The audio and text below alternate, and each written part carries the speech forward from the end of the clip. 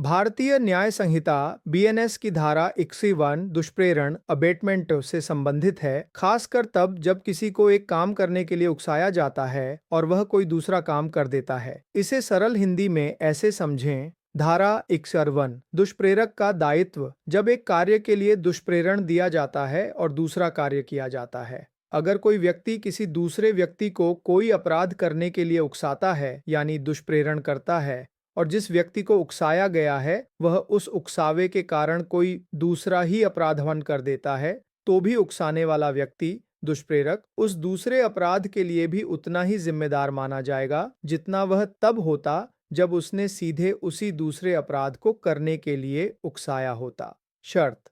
लेकिन इसके लिए एक शर्त है, वह दूसरा काम जो किया गया है वह उस पहले उकसावे का एक संभावित परिणामन होना चाहिए था, यानी यह ऐसा होना चाहिए जो उस उकसावे के चलते हो सकता था और वह उकसाने वाले के प्रभाव में या उसकी मदद से या उसकी साजिश के तहत किया गया हो। उदाहरणों से समझें। उदाहरण एक, मान लीजिए एक बच्चे को झेड़ के खाने में जहर डालने के लिए उकसाता है और उसे जहर देता है। बच्चा आ के उकसावे में आकर गलती से झेड़ के बगल में बैठे वाई के खाने में जहर डाल देता है। यहाँ यदि बच्चे का यह काम आ के उकसावे का एक संभावित परिणाम था, तो ऐसे ही जिम्मेदार होगा जैसे उसने बच्चे को वाई के खाने में जहर डालने के लिए ही उकसाया होता। उदाहरण दो, बे को झेड़ के घर में आग लगाने के लिए उकसाता है। ब घर में आग लगा देता है और साथ ही वहां से कुछ सामान भी चुरा लेता है।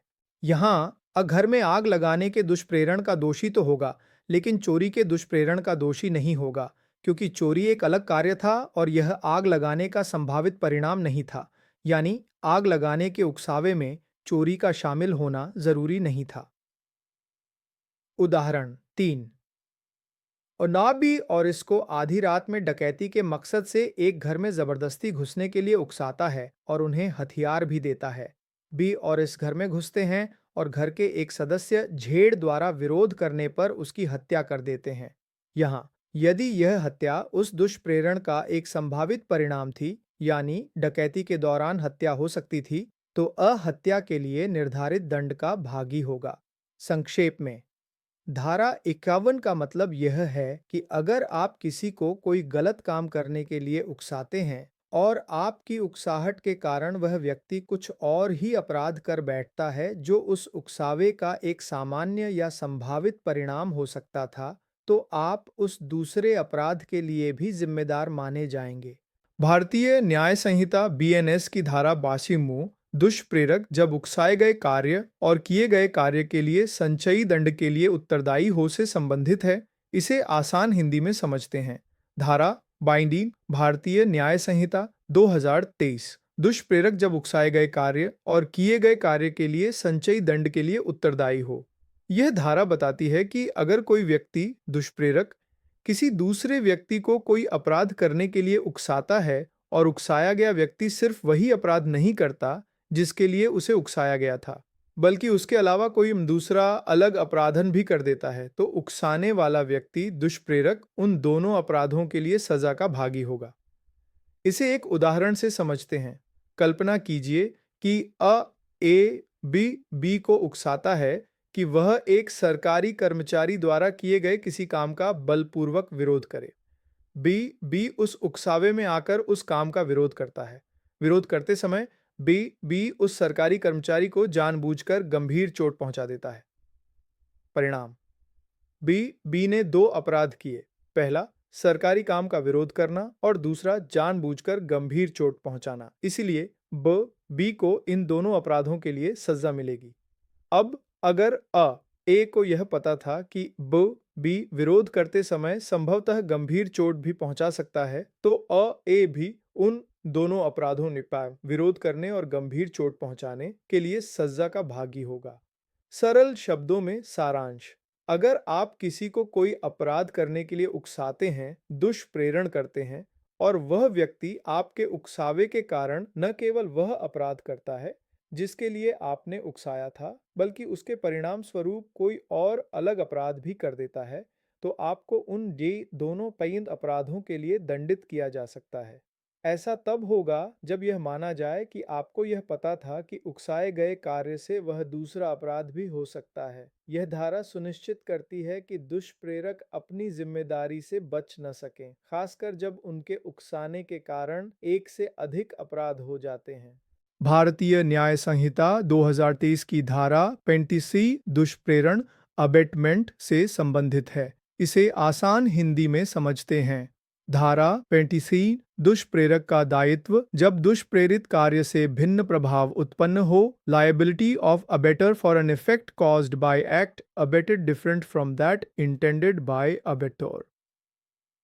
यह धारा इस बारे में है कि अगर कोई व्यक्ति किसी दूसरे व्यक्ति को कोई अपराध करने के लिए उकसाता है, यानी दुष्प्रेरण करता है, और उस उकसाने के कारण जो काम होता है उसका नतीजा वैसा नहीं निकलता जैसा उकसाने वाले दुष्प्रेरक ने सोचा था, बल्कि कुछ और ही हो जाता है, तो उस दुष्प्रेरक की क्या जिम्मेदारी होगी? इसे और सरल भाषा में समझें। मान लीजिए अ नाम का व्यक्ति अब नाम के व्यक्ति को उकसाता है कि वह एस को गंभीर चोट पहुंचाए।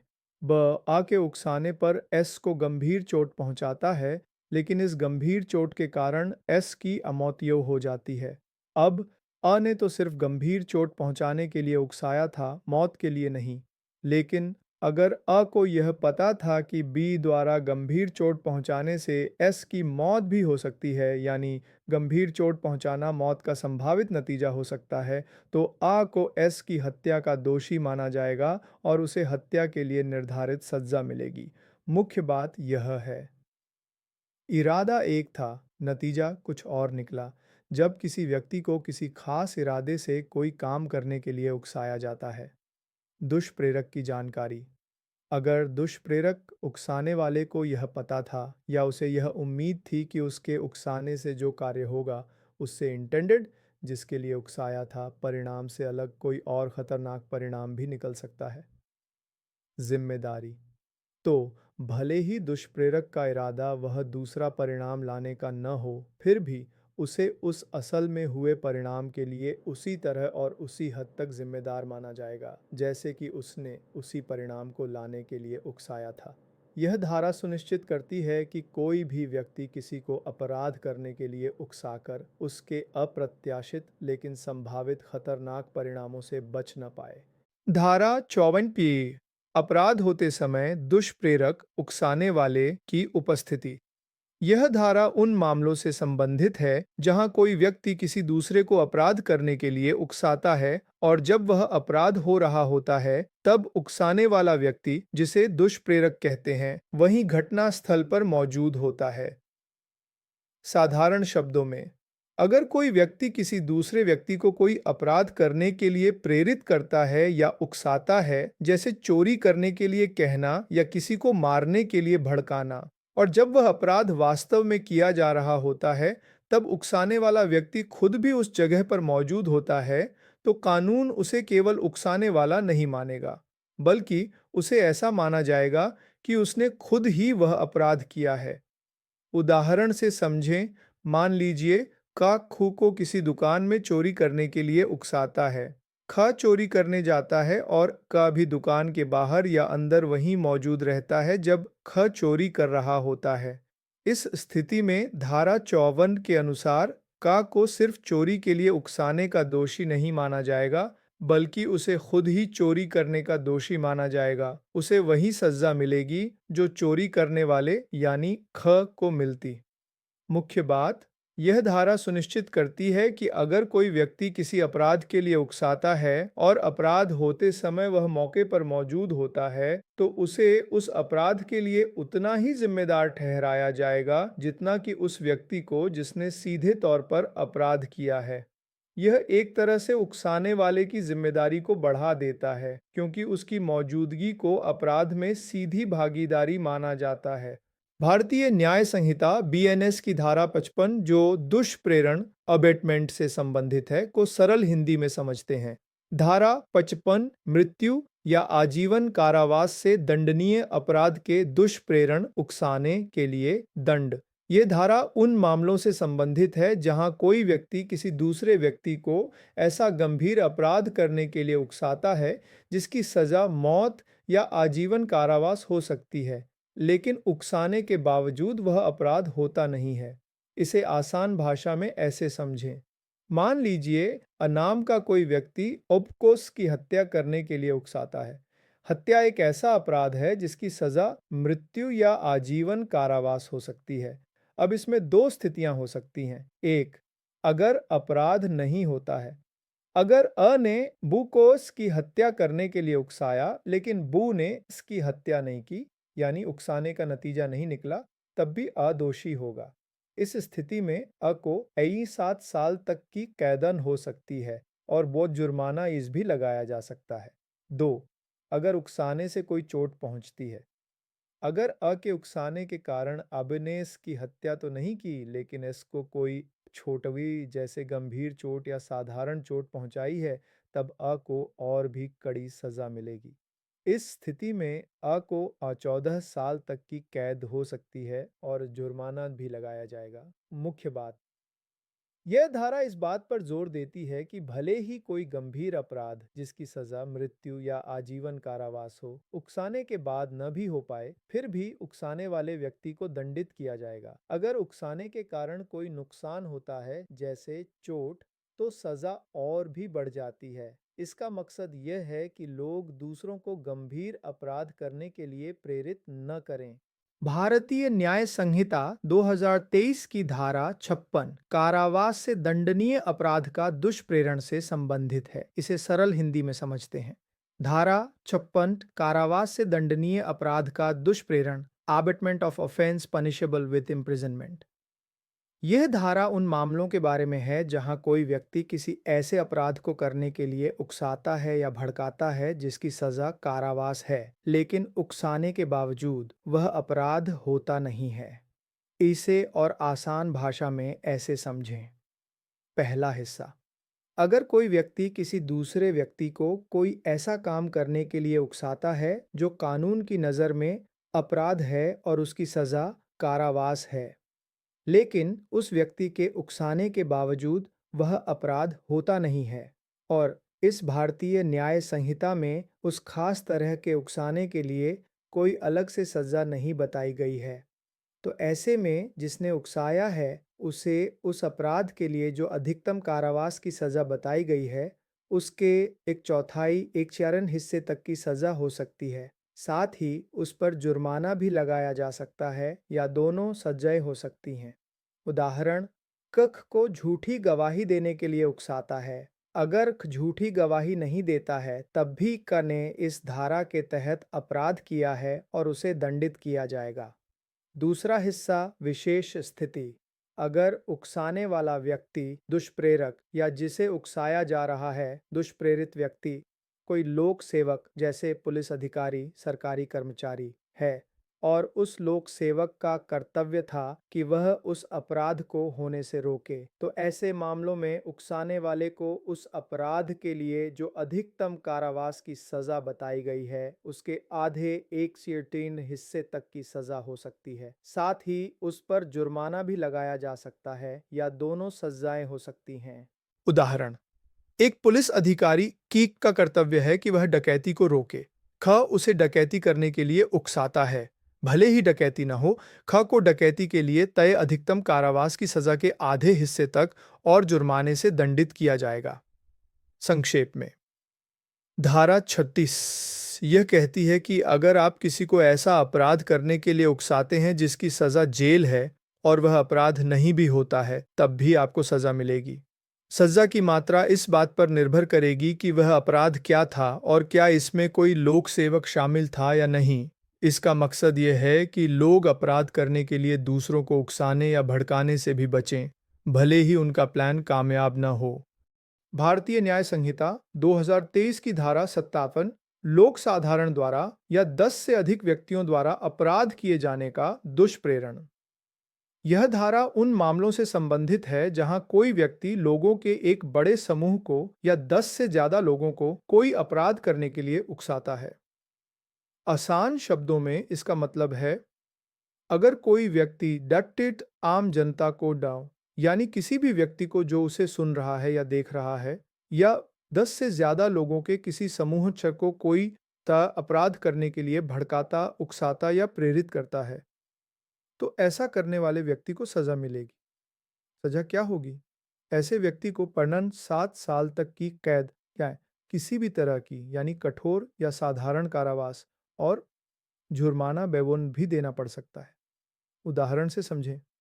मान लीजिए का नाम का कोई व्यक्ति किसी सार्वजनिक जगह पर एक पोस्टर लगाता है। इस पोस्टर में 10 से ज्यादा सदस्यों वाले किसी एक समुदाय को यह उकसाया जाता है कि वे एक निश्चित समय और जगह पर इकट्ठा होकर किसी दूसरे समुदाय के सदस्यों पर हमला करें जब वे किसी जुलूस में जा रहे हों। इस उदाहरण में का ने भारतीय न्याय संहिता की धारा 77 के तहत अपराध किया है, क्योंकि उसने 10 से ज्यादा लोगों को एक अपराध हमला करने के लिए उकसाया है। भले ही का खुद उस हमले में शामिल न हो, लेकिन उकसाने के लिए उसे सजा मिलेगी। संक्षेप में, यह धारा सुनिश्चित करती है कि कोई भी व्यक्ति भीड़ को या बड़े समूह को अपराध करने के लिए भड़काकर कानून से बच न पाए। ऐसे उकसाने वाले व्यक्ति को 7 साल तक की जेल और जुर्माना हो सकता है।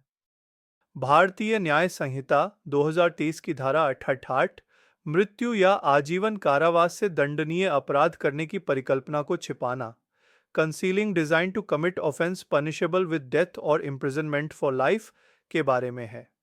इसे सरल हिंदी में ऐसे समझें। अगर कोई व्यक्ति यह जानते हुए या ऐसा करने के इरादे से कि वह किसी ऐसे अपराध को करने में मदद करेगा जिसकी सजा मौत या आजीवन कारावास है, और वह जानबूझकर कुछ छिपाता है। कैसे छिपाता है? किसी काम को करके या न करके, जैसे कुछ छुपाना या जानबूझकर कोई जानकारी न देना, या किसी जानकारी को एनक्रिप्ट करके, कोड में बदलकर या किसी और तरीके से छुपाने वाले औजार, टूल का इस्तेमाल करके, या किसी योजना के बारे में ऐसी झूठी बात फैलाना जो उसे पता है कि गलत है, तो उस व्यक्ति को निम्नलिखित सजा मिल सकती है। किक, यदि वह अपराध हो जाता है तो उसे किसी भी प्रकार के कारावास, जेल की सजा मिल सकती है, जिसकी अवधि 7 साल तक हो सकती है, और उस पर जुर्माना भी लगाया जाएगा। कि यदि वह अपराध नहीं होता है तो उसे किसी भी प्रकार के कारावास, जेल की सजा मिल सकती है, जिसकी अवधि 3 साल तक पार हो सकती है, और उस पर जुर्माना भी लगाया जाएगा। उदाहरण से समझें। मान लीजिए नाम का एक व्यक्ति जानता है कि अब जगह पर डकैती, बहुत बड़ी चोरी होने वाली है, जिसकी सजा आजीवन कारावास या मृत्युदंड हो सकती है।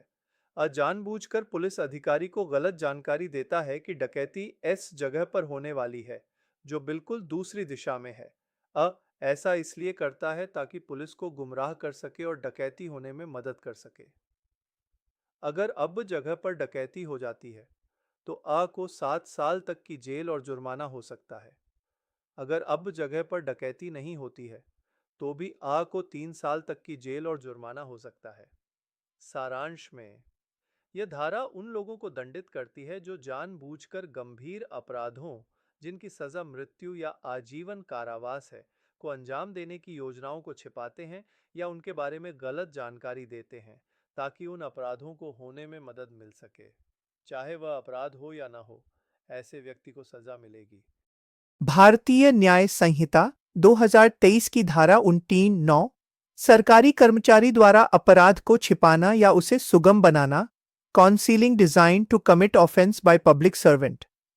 यह धारा उन सरकारी कर्मचारियों पर लागू होती है जिनका कर्तव्य किसी अपराध को होने से रोकना है, लेकिन वे इसके बजाय उस अपराध को होने में मदद करते हैं या उसे छिपाते हैं।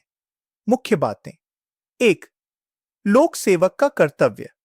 हर सरकारी कर्मचारी, लोक सेवक का यह कर्तव्य होता है कि अगर उसे किसी अपराध के होने की जानकारी मिलती है या उसे लगता है कि कोई अपराध होने वाला है, तो वह उसे रोके और उसकी सूचना अपने वरिष्ठ अधिकारियों को दे। 2. अगर लोक सेवक अपराध छिपाए या मदद करे। यदि कोई सरकारी कर्मचारी यह जानते हुए या ऐसा करने के इरादे से कि वह किसी अपराध को होने में मदद करेगा, जिस अपराध को रोकना उसका कर्तव्य है, जानबूझकर उस अपराध के होने की योजना को छिपाता है। यह छिपाना किसी काम को करके हो सकता है या किसी काम को न करके हो सकता है, या किसी जानकारी को गुप्त रखकर हो सकता है। अगर अपराध हो जाता है, यदि वह अपराध हो जाता है तो उस सरकारी कर्मचारी को उस अपराध के लिए तय की गई अधिकतम सजा के आधे हिस्से तक की जेल हो सकती है या जुर्माना लग सकता है या दोनों सजाएं हो सकती हैं। उदाहरण, अगर किसी अपराध की अधिकतम सजा 10 साल है और सरकारी कर्मचारी ने उसे छिपाने में मदद की, तो उसे 5 साल तक की जेल हो सकती है। अगर अपराध मृत्युदंड या आजीवन कारावास के लायक हो, यदि वह अपराध ऐसा है जिसके लिए मृत्युदंड, फांसी या आजीवन कारावास, उम्र कैद की सजा का प्रावधान है, तो उस सरकारी कर्मचारी को 10 साल तक की जेल हो सकती है। अगर अपराध नहीं होता है, यदि अपराध नहीं हो पाता है किसी कारण से, तो भी उस सरकारी कर्मचारी को उस अपराध के लिए तय की गई अधिकतम सजा के चौथाई हिस्से तक की जेल हो सकती है या जुर्माना या दोनों। संक्षेप में, धारा 49 का सीधा मतलब यह है कि अगर कोई सरकारी कर्मचारी अपने कर्तव्य का पालन नहीं करता है और जानबूझकर किसी अपराध को छिपाता है या उसे होने में मदद करता है, तो उसे कड़ी सजा मिलेगी।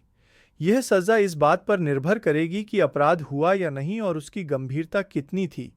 यह धारा सुनिश्चित करती है कि सरकारी कर्मचारी अपनी जिम्मेदारियों को गंभीरता से निभाएं और कानून तोड़ने वालों का साथ न दें। भारतीय न्याय संहिता बीएनएस की धारा 60 को सरल हिंदी में समझते हैं। धारा 60 कारावास से दंडनीय अपराध करने की योजना छिपाना, concealing design to commit offence punishable with imprisonment. यह धारा उन लोगों के बारे में है जो किसी ऐसे अपराध की योजना को छिपाते हैं जिसकी सजा कारावास, जेल है। इसका मतलब क्या है? अगर कोई व्यक्ति इस इरादे से कि वह किसी ऐसे अपराध को होने में मदद करेगा जिसकी सजा जेल है, या यह जानते हुए कि उसकी हरकत से ऐसा अपराध होने की संभावना है, जानबूझकर किसी काम को करके या किसी काम को न करके जो उसे करना चाहिए था, उस अपराध को करने की योजना के बारे में जानकारी छिपाता है, या उस योजना के बारे में कोई ऐसी बात कहता है जो उसे पता है कि झूठी है, तो उसे दंडित किया जाएगा। सजा कैसे तय होगी? इस धारा के तहत सजा इस बात पर निर्भर करती है कि जिस अपराध की योजना छिपाई गई थी वह हुआ या नहीं। यदि अपराध हो जाता है, अगर वह अपराध जिसके लिए योजना छिपाई गई थी कर दिया जाता है, तो योजना छिपाने वाले व्यक्ति को उस अपराध के लिए तय की गई अधिकतम कारावास की सजा के 1/4 1/4 तकफंड की सजा मिल सकती है। उदाहरण के लिए, यदि मूल अपराध की अधिकतम सजा 10 साल है, तो योजना छिपाने वाले को 2.5 साल तक की सजा मिल सकती है। यदि अपराध नहीं होता है, अगर वह अपराध जिसके लिए योजना छिपाई गई थी नहीं किया जाता है, तो योजना छिपाने वाले व्यक्ति को उस अपराध के लिए तय की गई अधिकतम कारावास की सजा के 8वें भाग 1/8 तक की सजा मिल सकती है, या जुर्माना लग सकता है, या दोनों हो सकते हैं। उदाहरण के लिए, यदि मूल अपराध की अधिकतम सजा 10 साल है, तो योजना छिपाने वाले को 1/4 साल तक की सजा या जुर्माना या दोनों मिल सकते हैं। उदाहरण से समझें। मान लीजिए अ को पता है कि उसका दोस्त ब किसी के घर में चोरी करने की योजना बना रहा है। चोरी एक कारावास से दंडनीय अपराध है। अ यह जानकारी जानबूझकर पुलिस से छिपाता है ताकि ब चोरी कर सके। अगर ब चोरी कर लेता है, तो अ को चोरी के लिए निर्धारित अधिकतम सजा के 1/4 तक की जेल हो सकती है। अगर ब चोरी नहीं कर पाता है, तो भी अ को चोरी के लिए निर्धारित अधिकतम सजा के 8वें भाग तक की जेल या जुर्माना या दोनों हो सकते हैं। मुख्य बात, धारा 60 ये सुनिश्चित करती है कि जो लोग गंभीर अपराधों की योजनाओं को जानते हुए भी छिपाते हैं या उनके बारे में झूठ बोलते हैं, उन्हें भी जिम्मेदार ठहराया जा सके और दंडित किया जा सके, भले ही उनका सीधा हाथ अपराध करने में न हो। यह अपराधियों की सहायता करने या आपराधिक गतिविधियों को बढ़ावा देने वालों पर लगाम लगाने के लिए है।